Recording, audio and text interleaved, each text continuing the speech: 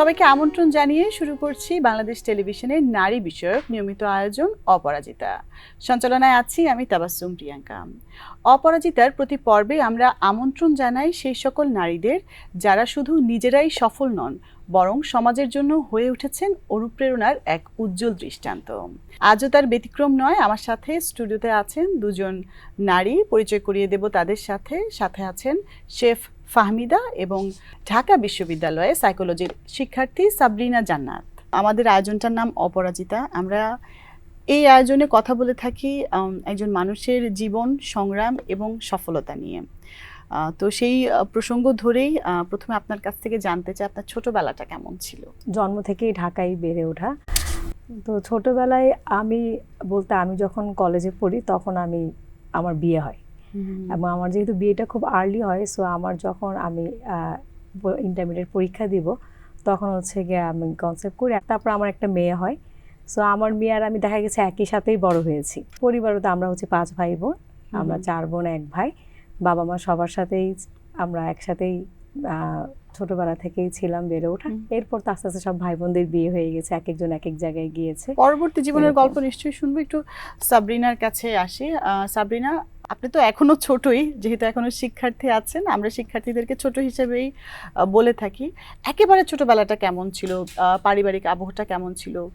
আমার ছোটবেলাটা কক্সবাজার জেলার ঈদগড় ইউনিয়নে, বলতে গেলে একদম প্রত্যন্ত গ্রাম অঞ্চলে আমার বেড়ে ওঠা, ওখানেই জন্ম। মাধ্যমিকটা গ্রাম থেকেই দিয়েছি। আর আমার 1 ভাই 1 বোন, ভাইটা আমার ছোট। আবারও একটু আপুর ফাহমিদা আপুর কাছে আসি। বললেন যে খুব ছোট বয়সে বিয়ে হয়ে গেছে এবং সন্তানের মা হয়ে গেলেন। তো একেবারে ছোটবেলা থেকেই হচ্ছে একটা পারিবারিক সংসার জীবনের যেই যুদ্ধটা, সেটা আপনি শুরু করে দিয়েছেন। তো এরপরে যে পেশাটায় আপনি বর্তমানে আছেন, শেফ ফাহমিদা নাজিম, এই শেফ হয়ে ওঠার গল্পটা একটু শুনতে চাই। কিভাবে সংসার জীবন থেকে কর্মজীবনে প্রবেশ করা হলো? বিয়ের আগে আমি কখনো কিচেনে ঢোকা হয়নি, রান্না বান্না কোনো কিছুই করা হয়নি। সো বিয়ের পরে যখন আমি রান্না বান্না করতে যাই তখন দেখলাম এটার চেয়ে কঠিন কাজ আর কিছু নেই। মানে আমি এত ভয় পেতাম এবং আমার খুব কষ্ট হতো তখন এই কাজটা করতে। তারপর একটা সময় আমি আমার নেইবারের কাছ থেকে হেল্প নিতাম যে কীভাবে রান্না করব এরকম। তো এভাবে করতে করতে করতে করতে উনি মাঝে মাঝে সে রেঁধে দিত। দেখা গেছে একদিন রান্না করে 2 দিন খেতাম এরকম। মানে আমার কাছে এটা খুবই কষ্টের মনে হয়েছে এর চেয়ে বেশি ভালো ছিল হচ্ছে পড়াশোনা সেই সময়। একটা জিনিস বলে রাখা ভালো যে আমার পরিবারের সবাই রান্নাটা খুব শৌখিন ছিল রান্নার নিয়ে। আমার মা, আমার বোন, আমরা কখনো বাইরে, আমার মা আমাদের রেস্টুরেন্টে খেতে নিত না, সমস্ত খাবার বাসায় করা হতো। ইভেন সেই খাবার যদি লাইক একটা কেক, একটা প্যাটিস, একটা কুকিজ, এই জিনিসগুলি আমরা বাসায় কীভাবে করবো? তখন আমি তো ছোটই, আমার বড় বোনকে সে দরকার হলে বিভিন্ন ইনস্টিটিউটে পাঠিয়ে ট্রেনিং করাতো, যে বিভিন্ন কুকিং স্কুলে, কিন্তু বাসায় করা হতো। তো বাসায় এই কাজগুলি মানে ওইটার প্রতি একটা দেখতাম যে বাসায় কি আমাদের এই জিনিসগুলো হচ্ছে বা খাচ্ছে এরকম। তো আস্তে আস্তে এটার প্রতি একটা ভালো লাগা তৈরি হয়ে গেল। এরপরে তো যখন আমার মেয়ে একটু একটু বড় হয়, দেখলাম ও হচ্ছে রেগুলার আমরা যে খাবার খাই ও সেটা খেতে চায় না, ওর একটু রিচ ফুডের প্রতি বা এরকম। তখন ওকে খাওয়ানোর জন্য আমি আবার কী করলাম, বিভিন্ন রকম রান্নার প্রতি টুকটাক ভিডিও দেখা ইউটিউবে, তারপর ছোট ছোট শর্ট কোর্স করা, এরকম ভাবে আমি শুরু করলাম। ওটা পুরোপুরি সন্তানের ভালো, ওর জন্য। অ্যাকচুয়ালি আমি আজকে এই জায়গায় এসেছি আমার মেয়ের জন্য। যখন আমি ওর জন্য এটা করতে শুরু করলাম তখন দেখলাম কি এইটা আমার নেশা হয়ে গিয়েছে। মানে যার রান্না করতে ভালোই লাগতো না, রান্নাঘরে যেতে তার নেশা হয়ে গেছে। আমি সবসময় এক্সপেরিমেন্ট করতাম কিভাবে কি করলে ওকে খাওয়ানো যায়, কিভাবে কি করলে পরিবারের সবাই, মাথায় সবসময় এটা ঘুরতো। বিভিন্ন কম্পিটিশন, রিয়েলিটি শোগুলি দেখতাম। একটু সাবরিনার কাছে চলে আসি আবারও। তুমি বললে কক্সবাজারে পরিবারের সাথে বেড়ে ওঠা, স্কুল যেটা মাধ্যমিক এবং উচ্চ মাধ্যমিক কি ওখানেই ছিল? না, আমার উচ্চ মাধ্যমিক চট্টগ্রাম কলেজ ছিল। আর মাধ্যমিকটা আমি আমার প্রত্যন্ত গ্রাম অঞ্চলের থেকে দিয়েছি। আচ্ছা, তো চট্টগ্রামে কিভাবে উচ্চ মাধ্যমিকটা দেয়া হলো, মানে সেখানে শিফট করা হলো কিভাবে? মূলত আমার স্বপ্ন ছিল চট্টগ্রাম কলেজে পড়াশোনা করব, কিন্তু তার মাঝে আমার জীবনে অনেক বড় একটা বাধা চলাচ্ছিল। যখন আমি ক্লাস 9-এ 2019 সালে আমার হুট করে একটা রোগ ধরা পড়ে, নার্ভাস সিস্টেমের ঝামেলা ছিল, ব্লাড সার্কুলেশন ঠিক মতো হচ্ছিল না। আমার পুরো 1.5 মাস আমি বেড ফ্রোজেন ছিলাম।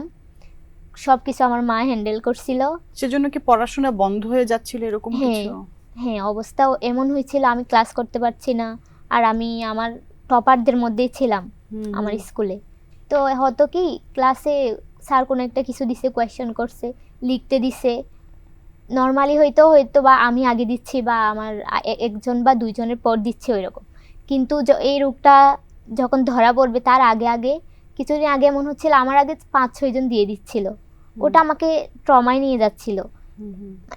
বেসিক্যালি আমি তো মানে শারীরিক শক্তিটা কোথাও না কোথাও কম হ্যাঁ, আমার হাঁটতে কষ্ট হইতো, হাত স্লো হয়ে গেছিল, লিখা স্লো হয়ে গেছিল, যার কারণে আমি পড়া তাড়াতাড়ি লিখে দিতে পারতাম না।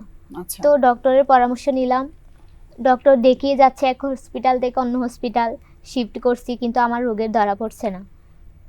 এক পর্যায়ে 4-5 মাস পর ক্লাস 9-এই ধরা পড়লো। 4-5 মাস পর আমার রোগটা ধরা পড়লো। তো ধরা পড়লো কি, নার্ভাস সিস্টেমে আমার কোয়াড্রিপ্লেজিয়া নামে একটা রোগ, নার্ভাস সিস্টেমে। রোগটা তো বিরল প্রকৃতির। জি, স্পাইনাল কর্ডের। আচ্ছা। তো আমাকে সার্জারি করা লাগছে। সার্জারি করে 1.5 মাস আমি শোয়াই ছিলাম শয্যাশায়ী। আমার মা সব কিছু করছে। তো বাবা মা তো একটু আবেগী হয়, তো একটু আবেগী হয়ে আমার কষ্ট দেখে বলছিল, তুমি তো মেন্টালি আর ফিজিক্যালি কোনো ফিট নও, তাইলে তুমি পড়াশোনাটা বাদ দিয়ে দাও। তো যার কথা অবশ্যই বলতে হয়, আমার বাবার ছোট ভাই, আমি সেজাব্বু বলে ডাকি যাকে, উনি আমাকে এত ইন্সপায়ার দিছিল, উনি আমার পুরো ভাবার মতো, বলতে গেলে আমার দ্বিতীয় বাবা উনি। আচ্ছা। উনি সব কিছু, আমি মূলত স্বপ্ন দেখেছি, সব কিছু বাস্তবায়ন করার দায়িত্ব উনি নিজে নিয়ে নিছে। আমার স্বপ্ন ছিল, উনি জানতেন আমি চট্টগ্রাম কলেজে পড়তে চেয়েছিলাম আর ডাক্তার হতে চেয়েছিলাম, কিন্তু আমার ফিজিক্যাল কন্ডিশন অনুযায়ী আমার বেসিক্যালি সায়েন্স নিয়ে পড়াটা হয়নি। তারপর মাধ্যমিকে এসে আমি আর্টস নিয়ে নিই, কিন্তু ওই যে একটা স্বপ্ন ছিল চট্টগ্রাম কলেজে পড়বো, ওটার কারণে সেজাব্বু বলল তুমি ওখানেই পড়বে। তো ওখানকার প্রিন্সিপাল এত অমায়িক ছিল, এত হাম্বল ছিল, আমি ওনাকে বললাম আমি তো রেগুলারিটি মেনটেন করতে পারবো না, কিন্তু আমার স্বপ্ন এই চট্টগ্রাম কলেজ। উনি আমার এই কথা শুনে উনি সাথেই বলছে, হ্যাঁ তুমি এখানে ভর্তি হয়ে যাও, কোনো চিন্তা করতে হবে না, তোমার রেগুলারিটি মেনটেন করা লাগবে না, রেগুলার ক্লাসটা না করলেও চলবে। কিন্তু তখন একটা শারীরিক সমস্যা ছিল এবং পরিবার থেকেও কোনো না কোনো ভাবে এসব কথা বলছিল, সেটা ক্ষেত্রে তো একটা মানসিক প্রতিবন্ধকতাও তৈরি হচ্ছিল। সেই ক্ষেত্রে মাধ্যমিক পরীক্ষা দিলে, তো তোমার রেজাল্টটা কেমন ছিল? আমার A+ আসছিল আলহামদুলিল্লাহ। মাশাআল্লাহ। শত বাধার পরেও আমি চেষ্টা করে গেছিলাম। বাসার সবাই এত সাপোর্টিভ ছিল, আমাকে প্রতিনিয়ত ওরা ইন্সপায়ার করে গেছে। আমার এমনও হয়েছে আমি রাত জেগে আছি, আমার সাথে আমার মা জেগে আছে, যতক্ষণ আমি পড়ছি ওনারা পড়ছে। পড়তে গিয়ে এমন অবস্থা হয়েছে আমার শরীর কাঁপতো, একটু রাত জাগলেই ওই অবস্থায় আমি যদি রাত জাগতাম তাহলে আমার শরীর কাঁপুনি দিত শরীরে, হাত পা কাঁপছে, ঠিক মতো হাঁটতে পারছি না, ওই রকম একটা অবস্থা ছিল।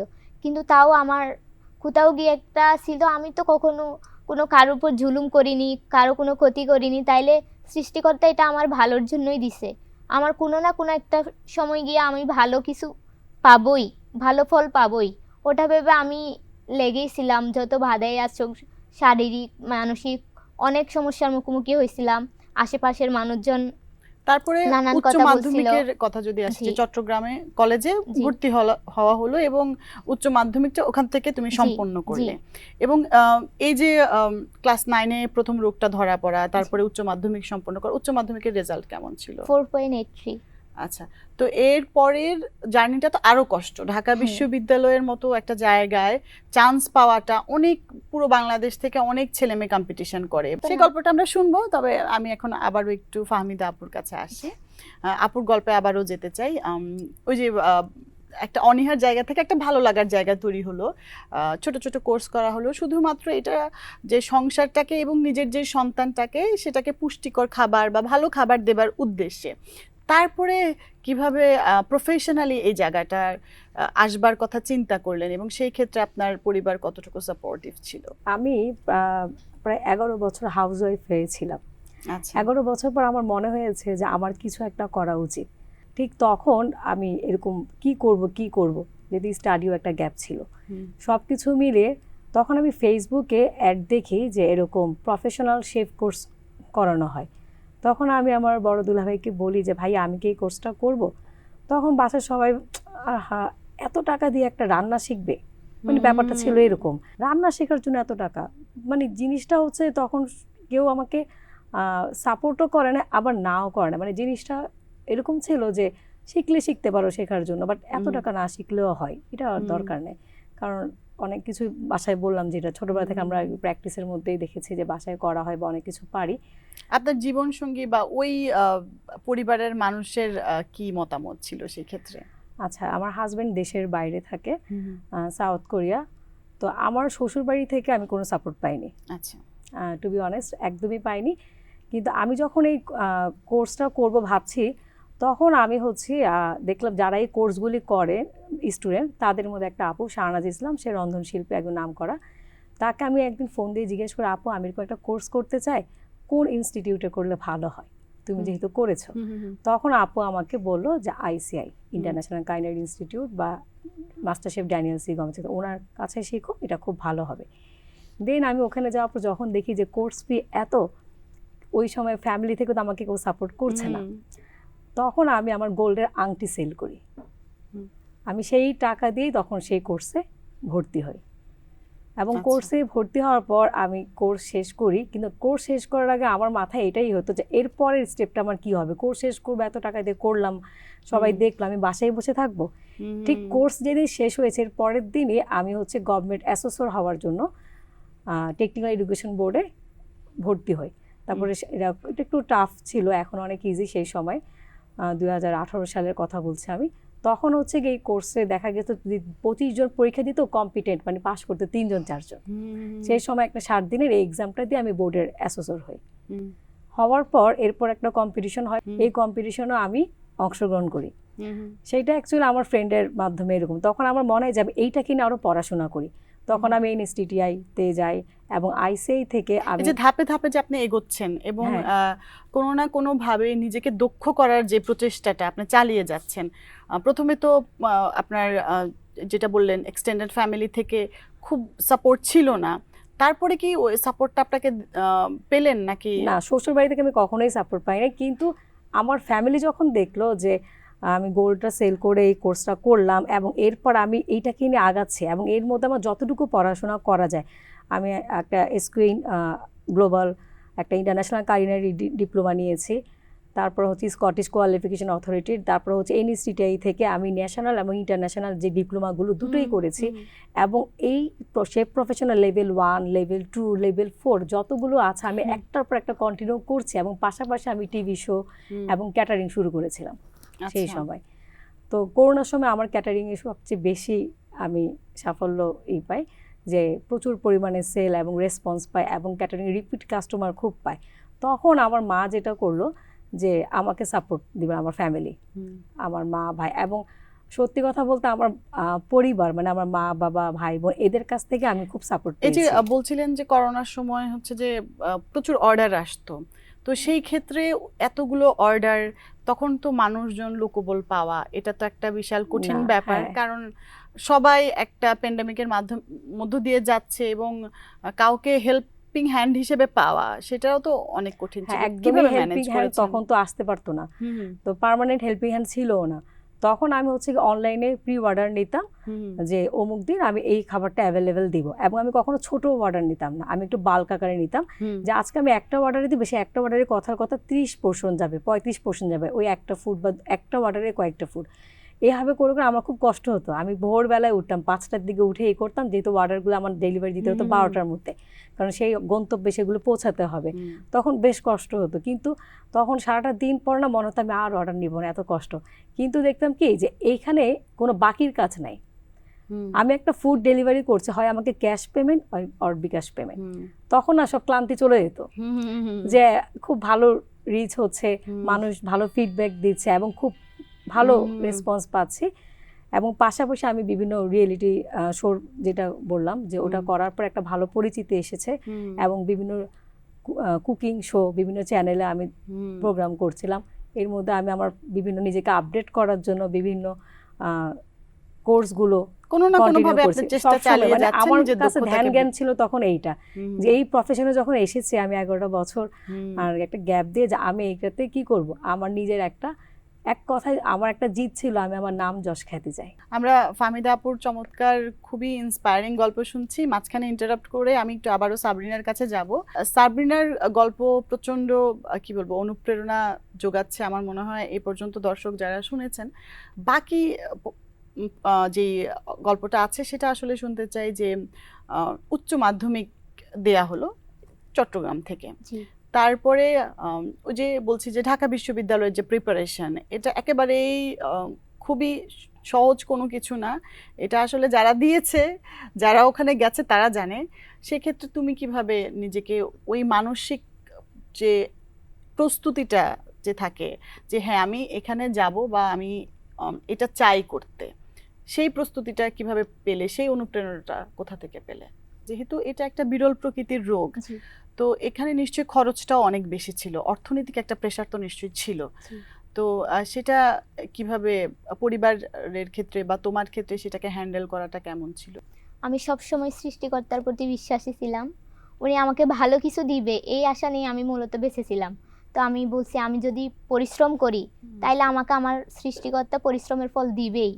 মূলত ওই অনুপ্রেরণা, তারপর পরিবার থেকে এত সাপোর্ট পাইছি, সবাই এত ইন্সপায়ার করছে, আমার কোনো কিছু এটা লাগবে ওটা লাগবে বলাই লাগে নাই। যখন ডক্টর বলল আপনার মেয়ের এই রকম একটা বিরল রোগ হয়েছে, সার্জারি করা লাগবে 1 সপ্তাহের মধ্যেই, আর আমরা তো মধ্যবিত্ত পরিবার, ডক্টর বলছে 7 থেকে 8 লাখ টাকা লাগবে। তো ডক্টর যখন বলল 7 থেকে 8 লাখ টাকা লাগবে আমাদের, তাও আবার 1 সপ্তাহের মধ্যেই, আমাদের মতো মধ্যবিত্ত ফ্যামিলির পক্ষে ওটা অনেকটা কষ্টসাধ্য। তো আমার বাবা মা, আমি তাকিয়ে দেখলাম একটু মাত্র ওনাদের মুখে কোনো কিছু ক্ষোভ নেই, কিছু নেই, জাস্ট বিরক্তবোধ নেই। বলল সমস্যা নাই, দরকার প্রয়োজনে আমাদের সর্বোচ্চ দিয়ে আমরা আমার মেয়েকে সুস্থ করে দিব। ডক্টরের সাথে কথা হলো, তারপর 1 সপ্তাহের মধ্যে আমার সার্জারি হলো। তারপর আমার শিক্ষকরাও আমাকে সহায়তা করছিল স্কুল থেকে, ওটাও বলা লাগে। এই তো সবকিছু মিলিয়ে আমার সার্জারি মানে কোনো না কোনো ভাবে এটা ব্যবস্থা হলো। তাহলে এখনের কথা যদি বলি যে ওই ট্রিটমেন্টের পরে বা চিকিৎসার পরে এখনো কি চিকিৎসার মধ্যে থাকতে হচ্ছে? হ্যাঁ, আমার 3-4 মাস পর পর ডক্টরের কাছে যাওয়া লাগে। আচ্ছা, এখনো তো সেই অর্থনৈতিক চাপটা খানিকটা আছেই। আচ্ছা, তারপরে আমরা ওই যে প্রস্তুতির কথা শুনছিলাম যে কিভাবে প্রস্তুতিটা নেওয়া হলো সেটা একটু শুনি। বাসায় বসে অনলাইনে তো আমি কোচিং করছিলাম, ওদের ক্লাসগুলা করছিলাম, ওনারা যেসব ক্লাস করছিল আর যেসব মেটেরিয়াল আমাদের দিয়েছিল ওইসব ফলো করছিলাম, ওদের ইনস্ট্রাকশন ফলো করছিলাম। এই তো সব কিছু মিলিয়ে প্রিপারেশনটা হয়ে গেল। তারপর ঢাবির এক্সাম দিলাম। এই তো এখন ঢাকা বিশ্ববিদ্যালয়ের সাইকোলজি ডিপার্টমেন্টে। অনেকগুলো প্রতিবন্ধকতা, অনেক স্টেজ পেরিয়ে সাবরিনা আজকে এই জায়গায় এসেছে। এর পরবর্তীতে সাবরিনা জীবন নিয়ে কি চিন্তা করছে সেটা আমরা জানবো। তবে আবার একটু ফাহমিদা আপুর কাছে চলে আসি যে আপনার গল্পটা শুনছিলাম, ওই তো যে নিজেকে দক্ষ করার প্রচেষ্টা কোনো না কোনোভাবে চলছেই, এবং আমার মনে হয় এখনো আপনি সেই প্রচেষ্টাটা চালিয়েই যাচ্ছেন যে আরও কিভাবে নিজেকে আরও অনন্য জায়গায় কিভাবে পৌঁছে দেয়া যায়। একদমই তাই। এখানে একটা কথা আমি বলে রাখি যে আমি একটা ছোট 35,000 টাকা বা 40,000 টাকা কোর্সের জন্য একটা গোল্ডের আংটি সেল করেছিলাম। আমার আগ্রহ দেখে তখন আমাকে আমার পরিবার থেকে, যে আমি যে ডিপ্লোমাগুলো করেছি এগুলো এক একটা প্রাইস ছিল, 2টো ডিপ্লোমা করেছে, একটা ছিল 1.5 লাখ, একটা ছিল 1,20,000 টাকা। তখন আমার মা ভাই আমার পরিবার থেকে আমাকে এই টাকাটা দেয় যে তুমি এটা নিয়ে আরও স্টাডি করো, নিজের পায়ে দাঁড়াও। ফার্স্টে স্টার্টিং ওরা জিনিসটাকে গুরুত্ব দেয়নি, যখন দেখেছে যে আমি এটা কিনা আগাচ্ছি এবং ভালো একটা রেসপন্স তারা পাচ্ছে যে আমি কাজ করছি, তখন তারা আমাকে এই সাপোর্টটা দেয় এবং পুরোপুরি সাপোর্ট দেয়। আমার বাচ্চাকে তারা টেক কেয়ার করতো, রাখতো, এবং আমি এই বাইরে এই ক্লাসগুলি করতাম বা এই কাজগুলি করতাম। তো এই করতে করতে আমি 2020 সালে আমি যে ইনস্টিটিউটে থেকে আমি কোর্সটা করি, ICI ইন্টারন্যাশনাল কাইন্ডারি ইনস্টিটিউট, ওখানে আমি ফার্স্ট ব্যাচের স্টুডেন্ট ছিলাম। এই যে এত প্রচেষ্টা চলছে এবং আপনি ডিপ্লোমা করছেন, অন্য জায়গায় কাজ করছেন, এবং একই সাথে সাথে ওই যে টাকাটা যেটা খরচ হয়েছে সেটা কিন্তু কোনো না কোনোভাবে উঠেও আসছে, কারণ আপনি অলরেডি অনেকগুলো কাজের মধ্যে ইনভলভ হয়ে যাচ্ছেন, এবং এখান থেকে যখন আপনার একটা ইনকাম সোর্স তৈরি হলো তখন আপনার ওই শ্বশুর বাড়ির যে পরিবারটা বা আপনার জীবনসঙ্গী যিনি, তার কাছ থেকে এবারে কি ফিডব্যাকটা? আমি যে টাকাটা ইনকাম করতাম এটা আমার কাছেই থাকতো। আমার হাজবেন্ড চলে যাওয়ার পর আমি তখন আমার বাবার বাসায় চলে আসি। সো ওনারা ওইখান থেকে আমাকে না করতে পারতো না, কারণ আমি অলরেডি বাবা মার কাছে আছি এবং তারাই আমাকে ফিনান্সিয়ালি এবং মেন্টালি সব রকম সাপোর্ট দিচ্ছে। তখন আমার হাজবেন্ড দেশের বাইরে থেকে আসে 2020 সালে। ও দেখে ও কোনো কিছু বলে না, একটু চুপচাপই থাকে, দেখে যে মানে যেহেতু পরিবারের অভিভাবকরা সবাই এত সাপোর্টিভ, এবং আমি তো শ্বশুর বাড়ি থেকে না, তখন আমি বাবার বাড়ি থেকেই কাজগুলি করছি, তখন সেইটা নিয়ে আর কোনো কিছুই বলে না।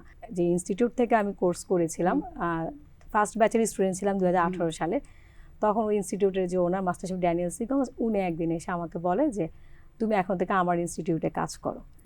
এরপর থেকে আমার এই আইসি এর সাথে জার্নি আজকে প্রায় 2020 থেকেই 2026 প্রায় 7 বছর চলছে। এই 7 বছর ধরে আমি এই প্রতিষ্ঠানে আছি এবং সেখানে আমি শুরু থেকে একজন অ্যাসিস্ট্যান্ট শেফ থেকে আমি জয়েন করি, এখন আমি সেখানে ডিপার্টমেন্ট হেড প্রোডাকশনের, এবং 3টা ব্রাঞ্চ আমি দেখি। আমরা যেহেতু একটা মানে স্কুলিং আমাদের ইনস্টিটিউটটা, যেখানে ট্রেনিং করানো হয়, সো এখানে বিভিন্ন বয়সী, বিভিন্ন পেশার, বিভিন্ন শ্রেণীর মানুষ আসে। সো আপনাকে অনেক পরিমাণ নলেজ নিয়ে একটা ক্লাস নিতে হবে। যেমন আমি যদি বলি, আমি ঢাকা ইউনিভার্সিটির প্রফেসরদেরকেও ক্লাস করিয়েছি। হ্যাঁ, 2জন ঢাকা ইউনিভার্সিটির প্রফেসর এসে আমাদের স্টুডেন্ট ছিল। এরকম অনেক ডাক্তার, ইঞ্জিনিয়ার, আর্মি, অনেক মানুষ আসে। আবার ও লেভেলস দেওয়া ছোট ছোট মানুষও আসে। সো তাদের কোশ্চেনগুলি আমাকে এমনভাবে করতে হয়, মেন্টালি রেডি হয়ে একটা ক্লাসে দাঁড়াতে হয়, হ্যাঁ, যাতে কোনো কোশ্চেন করলে আমি সেই অ্যান্সারটা দিতে পারি। কারণ সবার নলেজ তো এক না, কেউ আছে অনেক বেশি জেনে আসে, কেউ আছে একদম র আসে। তখন আমাকে কি সবসময় আপডেট হতে হয়, update presentation, update food, update knowledge, এবং সেই সাথে যেহেতু প্রচুর ব্র্যান্ডের সাথে কাজ করা হয় এখন আলহামদুলিল্লাহ এতটুকুই যে কেউ কোনো ফুড তৈরি করতে বললে না পারবো না এই শব্দটা আর আসে না। বাহ, গল্প করতে করতে আমরা একেবারে অনুষ্ঠানের শেষ পর্যায়ে চলে এসেছি, এবং আমি যেটা লক্ষ্য করলাম যে আমার 2জন অতিথির গল্প থেকেই যে বিষয়টি আমার কাছে একেবারে হাইলাইট করবার মতো মনে হলো, সেটা হচ্ছে যে নিজেকে আপগ্রেড করতে থাকতে হবে এবং যে দৃঢ় বিশ্বাসটা সেটা নিজের উপরে ধরে রাখতে হবে। যত প্রতিবন্ধকতা আসুক না কেন, কেউ সাথে থাকুক আর না থাকুক, নিজের উপরে বিশ্বাসটা রাখতে হবে এবং সময়ের সাথে সাথে নিজেকে যতটা সুনিপুণভাবে, আরও দক্ষভাবে মানুষের সামনে, সবার সামনে এবং নিজের সামনেও নিজেকে যে উপস্থাপন করাটা, সেটা থাকতে হবে, সেই বিশ্বাসটা থাকতে হবে। তো আমি 2জনের কাছেই একদম শেষে একটু কথা শুনতে চাই আমাদের দর্শকদের উদ্দেশ্যে বলবো যে যদি কারো ইচ্ছা থাকে যে আমি এই কাজটা করব, আমার মনে হয় ইচ্ছা থাকলে উপায় হয়, এবং আপনাকে সেটার জন্য চেষ্টা থাকতে হবে। অনেকে করব বলেই হোপলেস হয়ে বসে থাকলে হবে না, তার পিছনে আপনাকে পরিশ্রম দিতে হবে, সময় দিতে হবে এবং লেগে থাকতে হবে। যদি কেউ এক মনে কিছু চায় সেটা অবশ্যই হয়। আরেকটু ছোট্ট একটা কথা বলি, যেমন আমার পরিবারের সবাই কিন্তু আমাকে অনেক হেল্প করেছে, কিন্তু আমার বাবা কিন্তু এখনো পছন্দ করে না আমার এই পেশাটা। আচ্ছা, এবং ওনার মতে, হ্যাঁ, আব্বু, আমার বাবা হচ্ছে একজন শিল্পপতি, তো তার কাছে মনে হয় যে আমার গার্মেন্টসে 5,000, 6,000, 7,000 স্টাফ কাজ করে, আমার মেয়ে কিনা আরেকটা প্রতিষ্ঠানে কাজ করবে, এবং তার কাছে মানে আমি একটা বাবুর্চি। সে হচ্ছে খুব রাগ হয়, মানে সে আমার এই পেশাটাকে সে এখনও নিতে পারে না, কিন্তু সে কিছু বলেও না। দেখে আমি এটাকে অনেক ভালোবাসি, চুপচাপ থাকে। মাঝে মাঝে অনেককে বলে, আমি শুনি, মাঝে মাঝে একটু পাশ দিয়ে বলে যে এইটা একটা রান্না করে সে, কিন্তু তো সে একটা বাবুর্চির কাজ করে, একটা মেয়ে হয়ে বাবুর্চির কাজ করবে। কারণ উনি ওনার যেই চিন্তা ভাবনা সেইখান থেকে সে এখন এই কথা বলে, কিন্তু নাও করে না, কারণ সে আমার প্রতি সম্মান এবং ভালোবাসা থেকে কি এই সাপোর্টটা দিচ্ছে। বা আমার বাকি ভাই বোন সবাই এটা করে, এবং সবচেয়ে বেশি এর পিছনে যার অবদান আমার মা, উনি এখন আর বেঁচে নেই। সো আমার আম্মুর জন্যই আজকে আমি এই জায়গায়, সে আমাকে সবসময় খুব সাপোর্ট করেছে। চমৎকার। আমাদের দর্শকদের উদ্দেশ্যে সাবরিনা যদি বলবার কিছু থাকে। আমি ফাহমিদাপুর মতোই বলতে চাই, where is a will there is a way. ইচ্ছা শক্তির সাথে সাথে দৃঢ় প্রত্যয় আর আত্মবিশ্বাসের সাথে পরিশ্রমটাও করে যেতে হবে। শেষটা আমি আলবার্ট আইনস্টাইনের একটা উক্তি দিয়ে শেষ করতে চাই, life is like riding a bicycle, to keep your balance you must keep moving. জীবন স্থির নয়, পরিবর্তনশীল। জীবনে আসবে বাধা, আসবে বিপত্তি, আসবে, সব কিছুকে মোকাবেলা করে আমাদের আত্মবিশ্বাসের সাথে পরিবারের মুখের হাসির কারণ হওয়ার মতো করে নিজের জীবনটাকে গুছিয়ে নিতে হবে। অসংখ্য ধন্যবাদ দুজনকেই আমাদের আজকের আয়োজনে আসবার জন্য এবং আপনাদের যে অনুপ্রেরণার গল্পগুলো আছে আমাদের সাথে ভাগাভাগি করে নেবার জন্য। দর্শক, আপনারা এতক্ষণ পর্যন্ত দেখলেন বাংলাদেশ টেলিভিশনের নারী বিষয়ক আয়োজন অপরাজিতা। আশা করি পুরো আয়োজনটি আপনাদের ভালো লেগেছে এবং আপনারা কোথাও না কোথাও খানিকটা অনুপ্রাণিত হয়েছেন। আমিও ভীষণ অনুপ্রাণিত হয়েছি। সবাই ভালো থাকবেন, সুস্থ থাকবেন এবং অবশ্যই অনুপ্রেরণা নিয়ে বেঁচে থাকবেন। বাংলাদেশ টেলিভিশনের সাথেই থাকবেন।